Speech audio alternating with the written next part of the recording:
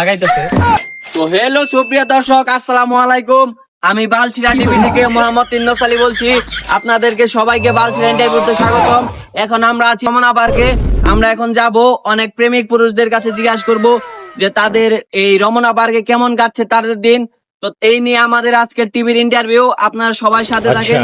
তো সুপ্রিয় দর্শক, আমরা এখন চলে যাব পার্কের মালিক মোহাম্মদ রহিম চাচার কাছে। সাথেই থাকেন, রহিম চাচার কাছে শুনবো আজকে তার লিস্ট অফ বিজনেসের ব্যাপারগুলো। চাচা কি ব্যস্ত নাকি?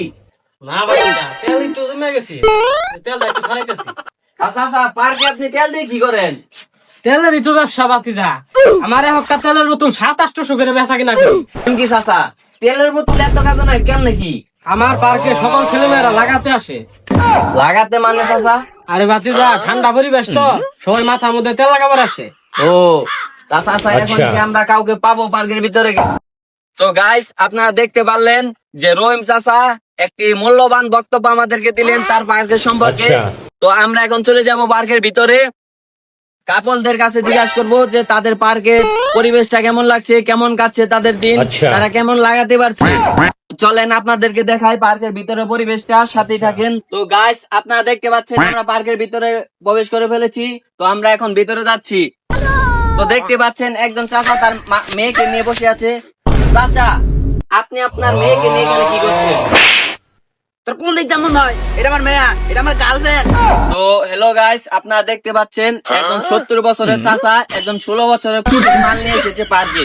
তো তাদের কাছ থেকে আমরা এখন কিছু ইন্টারভিউ নেব। চাচা, আমরা বালছিরা ইন্টারভিউ থেকে এসেছিলাম। তা আপনাদেরকে কি কিছু প্রশ্ন করতে পারি? কি বাতিদা, কি কবা কো? তা আপু, আপনাকে কি এই চাচা ঠিক মতো ভালোবাসতে পারে? বাসতে পারে, কিন্তু রাতে একটু কম। চাচা, আপু যে বললো আপনি নাকি রাতে ভালোবাসতে পারেন না, এটা কি সত্যি? ভালোবাসা দেখি রহিম ভাই কার আমাদের তেল আছে না? তেলের চাচা, রহিম চাচার তেল আপনাদের প্রেম জীবনকে আরো সুখের করে দিল। রহিম চাচার তেল আছে যতদিন, শক্তি বাড়বে ততদিন। তো গাইস, আপনারা দেখতে পারলেন রমনা পার্কে রহিম চাচার তেলের কেরামতি কতটুকু। বালছেরা ইন্টারভিউ সাথে থাকেন, আমরা চলে যাচ্ছি আরো বনের গভীরে। দেখা যাক আরো কে কে আছে। আসেন, ফলো করেন আপনারা। গাইস, দেখতে পাচ্ছেন সামনে একটি ভাই, ভাইকে যে আমরা কিছু প্রশ্ন করবো। আসসালামু আলাইকুম ভাই। কি ভাই? ভাই, আমরা বালছেরা ইন্টারভিউ থেকে এসেছিলাম, আপনাকে কিছু প্রশ্ন করতে পারি? করুন। अच्छा ভাই, আপনার এই রমনা পার্কে এসে আপনার মনের অনুভূতি কি?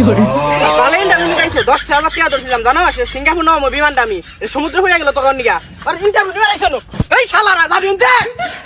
তো গাইস, আপনারা দেখতে পাচ্ছেন আমরা একটা জোয়ারুর কাছে ঘুরে গেছিলাম, আমাদের জীবনটা পড়াই গেছাল গা। তো গাইস, বাচ্চা থাকলে আরো ভিডিও দিব আপনাকে। তো আজকের মতো বালছিরা ইন্টারভিউ এই পর্যন্ত সমাপ্ত। সবাই ভালো থাকবেন, সুস্থ থাকবেন।